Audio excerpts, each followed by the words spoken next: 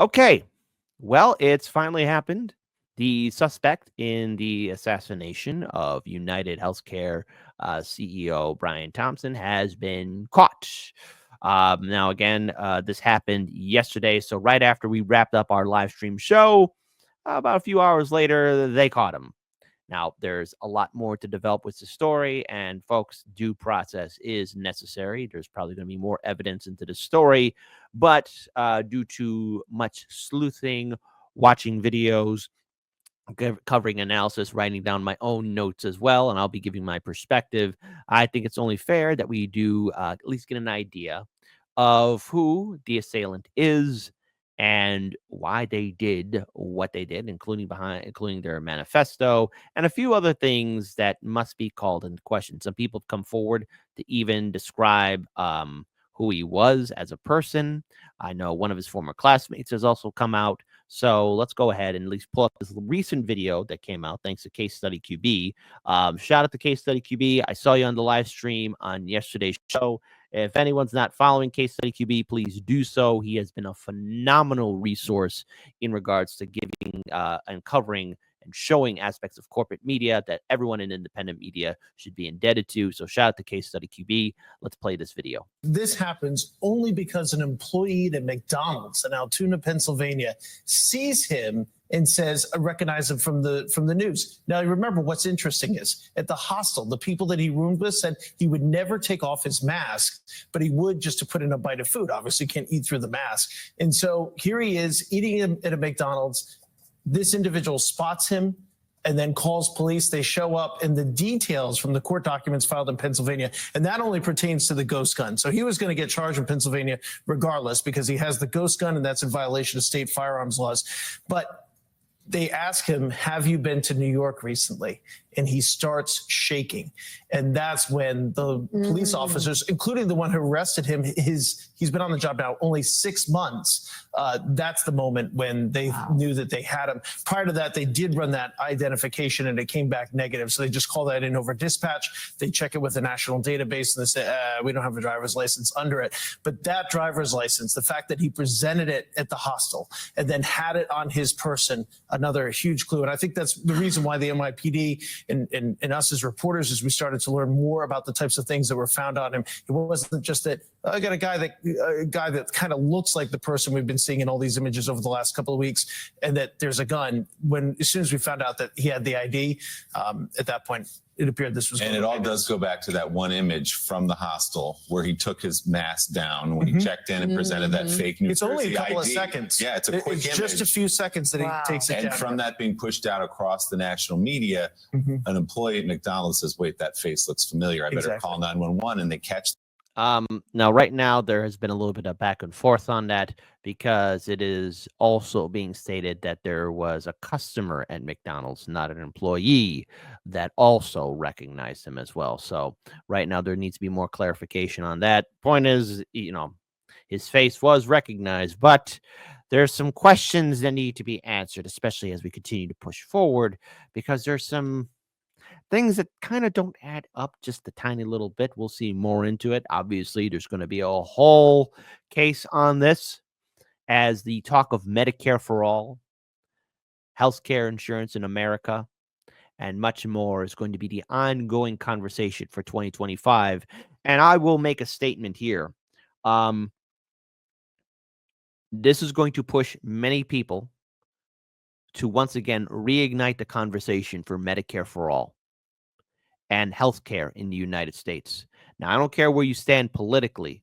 We've all been screwed over by the healthcare insurance industry where they say, oh, we're sorry, we can't take care of your loved one, a person close to you, a friend, or even yourself. Much is going to be discussed. That's if we can discuss it, because that's for another segment of the story, because I see the wave of censorship coming around the corner, but also the discussion and more demand for healthcare in the United States. We'll continue. The guy. So do we get it all yet to motive? They found I don't know if it's fair to call it a manifesto, but some complaints he had about the healthcare system. We know he'd recently had back surgery, been estranged from his family, who hadn't been in touch with him for a while.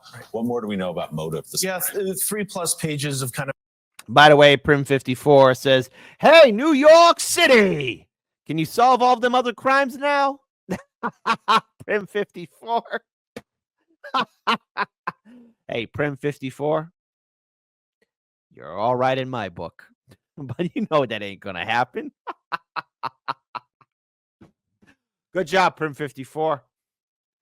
Mandatory thumbs up for Prim54. He saw New York City's gonna be like, nope. Of handwritten notes. It's kind of a little bit all over the place. I think when all the details of it come out, it's going to point to the fact that yes, he definitely had an animus towards the healthcare industry over some specific things, and in particular, perhaps this company, United Healthcare, or at least referenced it. Bad Cookies writes, the worst part is they're just going to replace that CEO with the new CEO, will continue the machine, and nothing will come of this. If you tuned into yesterday's show, in case that video did get into your feed, because we did clip it, but the censorship's so hilarious now, and the suppression's so funny. But here's the thing: we did actually play a video of the new CEO replacement. Yeah, don't worry, Bad Cookies. I got some bad news for you. Nothing will fundamentally change, but the conversation is going to continue on. And there are some specific things that he apparently says to law enforcement in there as far as what they will find and what they won't find. I think it could potentially be, if there are other articles or other written items that he has, and there's some indications he might help law enforcement understand how he put this all together. The work that he did as far as his time in New York City, trying to determine where Brian Thompson, the CEO who was killed. Willa Black, listen, I got enough urban legends surrounding me, okay? That's not one of them. Who had his funeral yesterday, by the way, and leaves behind a wife and 2 kids, how he knew he was going to be where he was and the type of work that he did. I think that there might be some more details that'll come out about that in the coming days. But, putting it all together, the evidence against him is very damning, and that's why he's been charged with murder here in New York City, and so he's no longer a strong person of interest. He's the guy they're charged. So, Tom, police sources for a while were almost impressed by how he had pulled this off here in New York. It was clearly meticulously planned. He knew where Thompson was going to be. He had a... Never that. Us Italians stick together, okay? And in this household, Alphonse Capone is a hero. Getaway route with the bike. He paid cash at the hostel. He went through the park. He got out of town right away. But it seems like he got tripped up by some pretty basic mistakes here, right? The same ID and also still having the weapon on him. Yeah, so, you could look at that a couple of different ways. Maybe he didn't want to ditch the weapon because he was afraid that somebody was going to find it. It is a ghost gun, meaning that it was manufactured effectively at home or by a 3D printer. Whether or not he manufactured it, whether or not somebody else manufactured it, that's going to be a question. Somebody could face charges for that, of course. But having that ID on him certainly helped them out. But he had a manifesto, so at some point he wanted to be caught. He wanted people to know why he was doing this. But the fact that he was able to evade detection for so long in New York City, and the fact that it's really just this one mistake that we're looking at on screen right now, this 2 to 3 seconds when he pulls that mask down, that's the reason why we're able to sit here today and say that there's been an arrest, no doubt about it. I mean, Sunday night, when I talked to people from the NYPD, we were at the stage where they said, if anybody has any information, no matter how small, whatever little detail, anything, I mean, you get to that point of the investigation, you're struggling to try to figure out where this person might be. And they were just trying to backtrack them the whole way. Tom, stay with us. We want This happened. Now, first of all, I got this article here, also from RT, just to trigger the libs. So, Luigi Nicholas Mangione is a 26-year-old Ivy League University graduate suspected in the assassination of United Healthcare CEO Brian Thompson in New York City, and he's been tracked down at a Pennsylvania in McDonald's. What is it about 2025 in McDonald's? First, you got Trump serving McDonald's fries. Now you got this. There must be a great McDonald's conspiracy. Maybe there is, maybe there isn't. I'll let you decide. Type your thoughts in the comment section below. Thompson was fatally shot on Wednesday morning in Manhattan by a masked hooded attacker who was apparently waiting for him. The suspect escaped to Central Park where he left a backpack, then disappeared. Poof, like a ghost. On Monday morning, police arrested the suspect at a McDonald's in Altoona, Pennsylvania, which now so many people are giving negative reviews to that McDonald's. Don't do that, okay? All right, clearly It's a random circumstantial event. It's like the same people giving negative reviews to the McDonald's in which Trump was serving fries. But by the way, what is it with Pennsylvania? What is it with Pennsylvania now? First, you got the attempt on Trump. Then, of course, now you got McDonald's. Pennsylvania, do you have a secret that we don't know about? An employee at the restaurant reportedly recognized him by the distinct eyebrows on the wanted poster.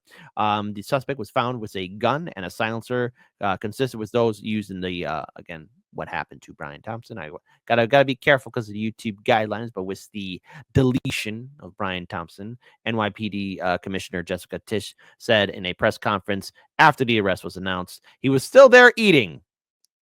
Why were you eating? Why were you flirting? What were you going on? In the manifesto, he writes that these parasites had it coming. At this time, he is believed to be our person of interest in the brazen target murder of Brian Thompson. So I do want to pull out something else here. Again, the individual suspect social media accounts still active as of Monday evening shows him as a native of Townsend, Maryland, who was a valedictorian at Gilman School in Baltimore in 2016. Before going to the University of Pennsylvania, he graduated in 2020 with a bachelor's degree and master's in computer science. He worked for a California-based car company, but his last known address was in the great state of Hawaii. So there you go. Mangioni's X account featured mostly reports promoting climate activism, lab-grown food, and fitness. He has retweeted neuroscientist Andrew Herman and World Economic Forum ideologue Yuval Noah Harari, praised a book by Tim Urban as the most important philosophical text of the 21st century, and argued that the solution to falling birth rates involves encouraging natural human interaction, sex, physical fitness, and spirituality. So let's go a little bit more, because here we actually have the video footage. I want to give a huge shout out to Hotspot of Luigi being taken into, I guess, to be processed in.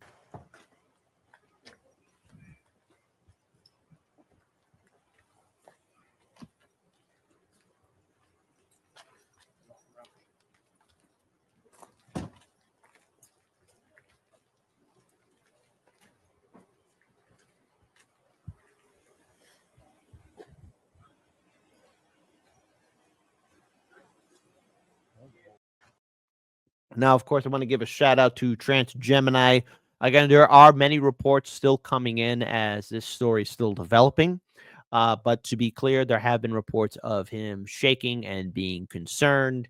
Also, if you visit the Hotspot account on X, I don't think I could show that video right now or photos, but it even shows alleged photos. Again, you'll have to see it for yourself. I can't bring it up here because of YouTube guidelines.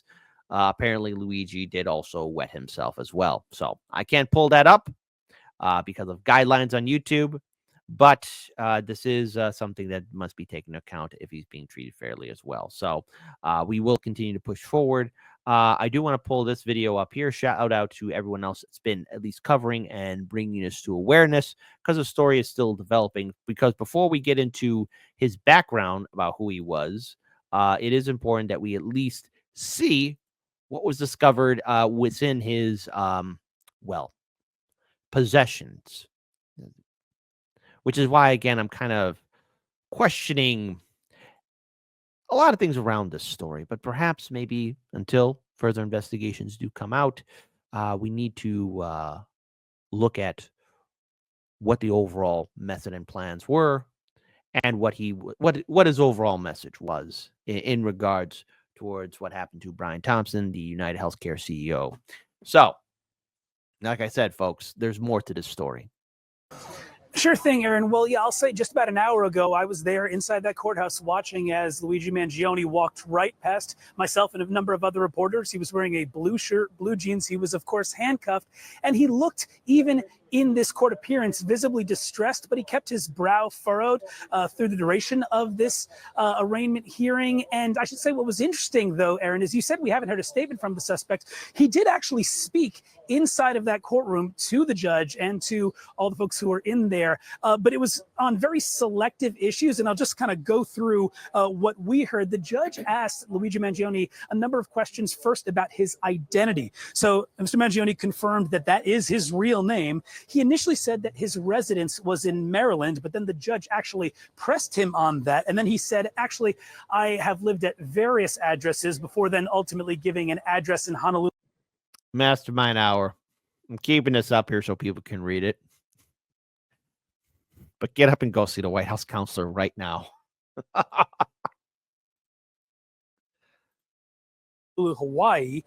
Then he also said that he has worked for 3 years as a data engineer up until about a year ago. And he also told the judge that he has no drug or mental health problems that the court needs to know about. But Aaron, one of the most interesting parts of that particular hearing was actually his statements after the conversation about bail. The prosecutors basically stepped up there and made the case why they believe that this man should be held without bail. They mentioned that he is awaiting potentially an arrest warrant coming from New York City as one of the major reasons. But they also said that prosecutors noted that they found him with $8,000 in U.S. cash, $2,000 in foreign currency, his passport, and also a Faraday bag, which is basically a bag designed to stop transmission of cell service or other sort of things like that. At the end of his speech, the prosecutor's speech, Luigi Mangione said, I actually want to address two of the things that you said. He said, I don't know where that money came from.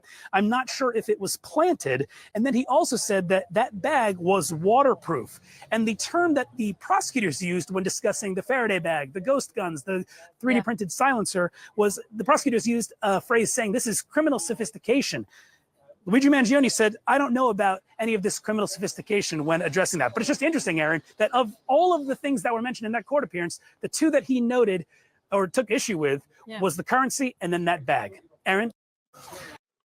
The currency and that bag.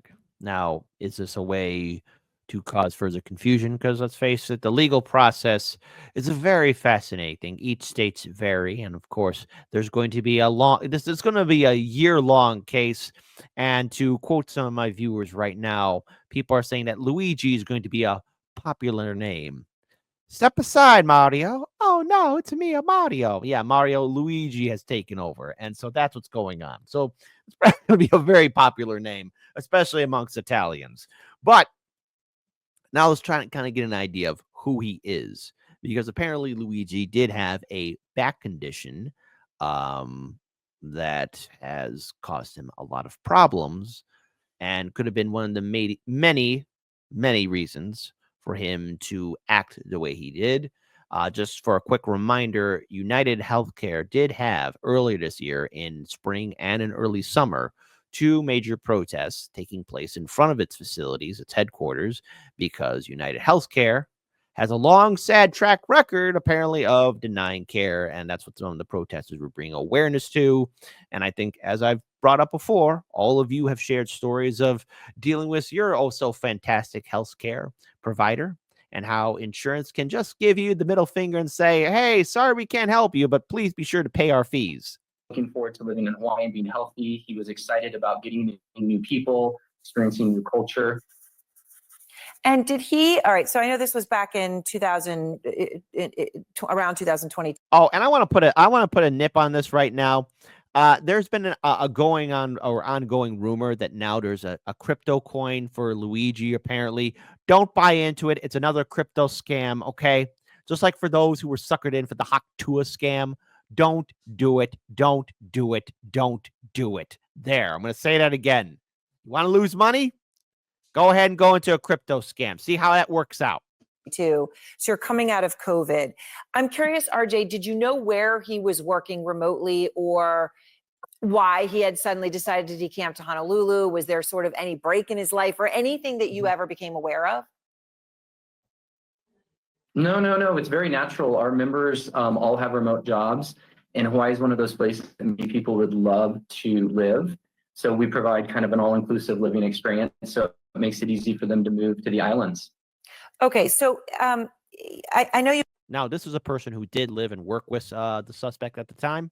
And we also have a video statement as well from a high school classmate as well. You considered him, from your interactions with him, the time you spent together, as someone who would be a lifelong friend. What was he like when you knew him? And I know you shared some pictures with us as well. I mean, in terms of how social he was and the sort of interactions that he would have had with the other people in your co-living community. He was a very thoughtful person, communicated really well, was friendly, had good relationships with everyone. He was even, in some ways, a bit of a leader. He helped spearhead a book club that we started just so we could, keep those intellectual pursuits alive from back when we were in school. So you mentioned that he was into health. How did that manifest himself? And you mentioned you went hiking together, things like that. Can you tell us more about that? Why? Jenny Tufnell, even if he was caught, it appears he accomplished his mission. We're going to be talking about the discussion of healthcare because next year is going to be 2025. Throughout that year, not only will this case still be developing and ongoing, because if the process is how I think it's going to play out in my head, this is going to be a year-long, 2-year kind of thing, but it's also going to be discussed during the 2026 midterm election cycle. But I give this warning: do not invest time into politicians like Democrats or quote unquote progressive Democrats. They'll say they'll fight for Medicare for all. As I said to the volunteers in Colorado, as I said to any other state that has citizen ballot initiative access, Roger Meadows would agree with me 100%. If you live in a citizen ballot initiative state, now's the time for you to spearhead the idea of Medicare for all through a citizen ballot initiative and to discuss it and really hold people's feet to the fire. Yes, that even means the electoral process. I know, put down the tomatoes, but this is what we got to do. It is about continuing this conversation because people are angry. This isn't just going to go away, but be careful out there too, because now there's a wave of censorship that I see coming, and I'll be discussing that a little bit later in the show. He cared about health, and I understand also that at one point you did become aware of some issues with his back. Yeah, so when I first interviewed him before he moved in, I remember he said he had a back issue and he was hoping to get stronger in Hawaii. So he's always focused on trying. When he first came, he went on a surf lesson with other members, and unfortunately, just a basic surf lesson, he was in bed for about a week. We had to get a different bed for him that was more firm. And I know it was really traumatic and difficult. When you're in your early 20s and you can't, do some basic things, it can be really, really difficult. Did he have any conversations with you then or even afterwards about that issue? And I mean, his back, how he hurt it? I mean, obviously anything to do with the insurance process of it? The only thing he ever mentioned, he mentioned, I need to go back to see my doctor and then I'm going to have surgery. I encouraged him and brought him to yoga classes. He would do calisthenics on his own.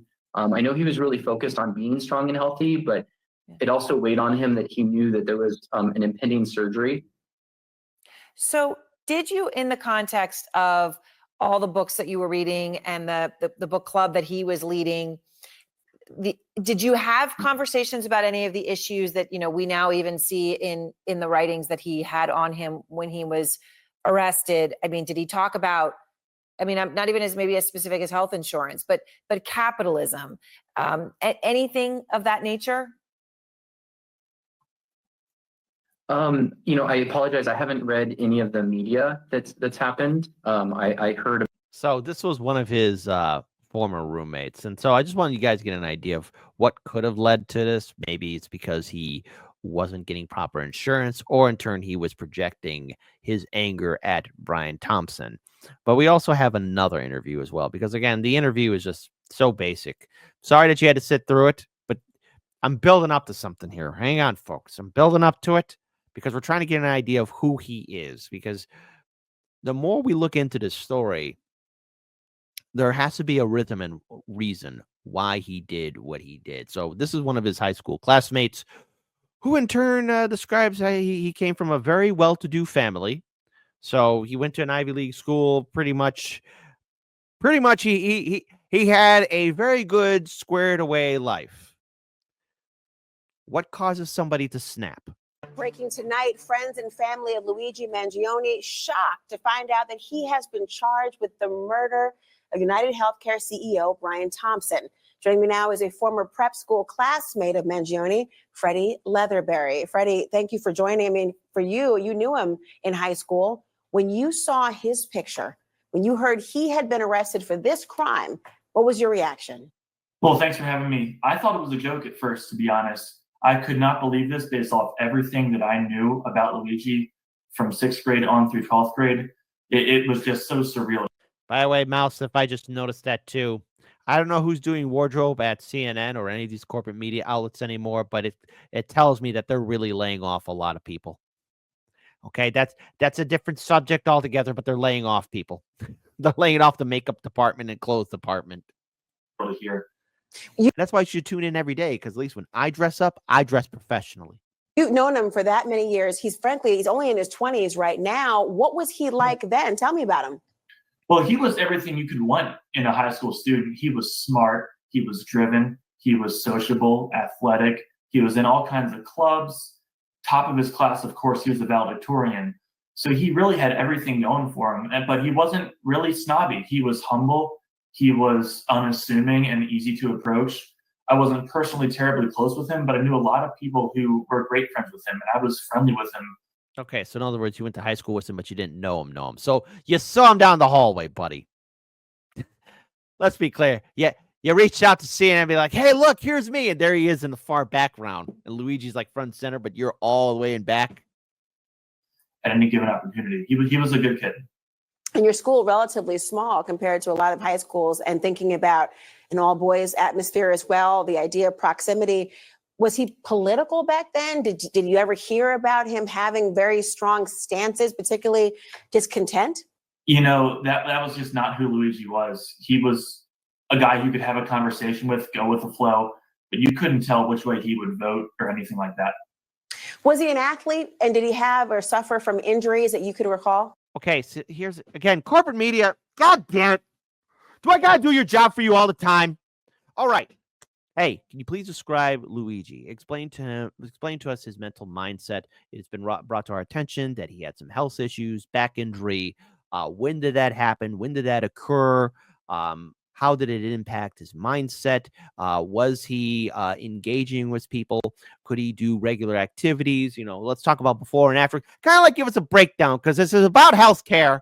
This is about who he was. Like, yes, everyone say, oh, yeah, he was a great guy. Like, we hear that all the time about serial killers and psychopaths. Oh, yeah, he was such a nice person. Very quiet. Then they have like 20 dead bodies underneath their house. Like, no, corporate media. No.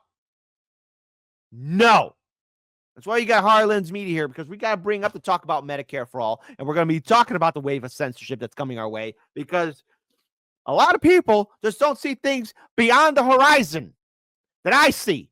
And I'm going to bring you all in on this too, because when it happens, you can say you heard it here at Harlan's Media first.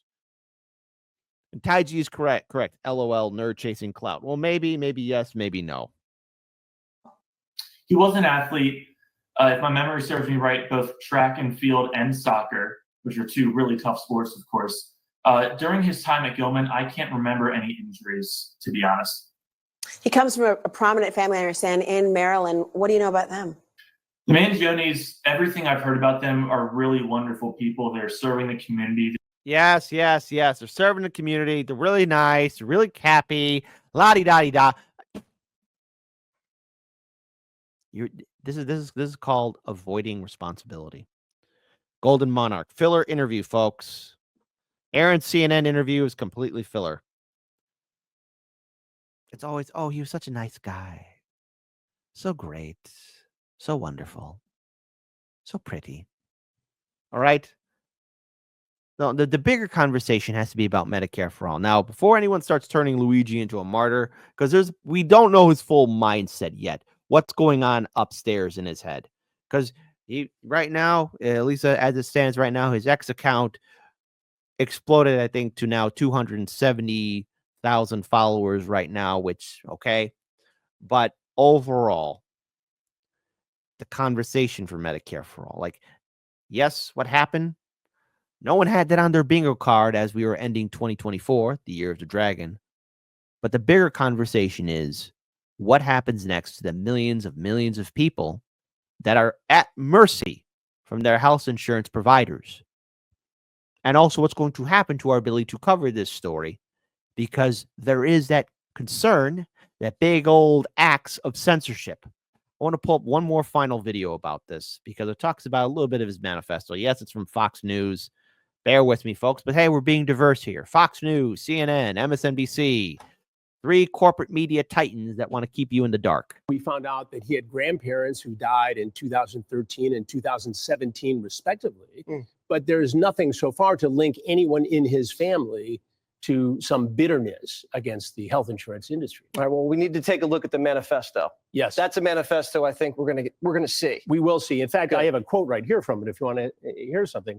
These parasites had it coming. I do apologize for any stress and drama, but it had to be done, from his manifesto in his backpack. All right, well, he wanted to be famous, and now he is. You got it. Not a Okay, so there you go. And Fox News, of course, they're going to add their 2 cents. But what can we take away from this? Well, this is going to be a year-long, 2-year-long process.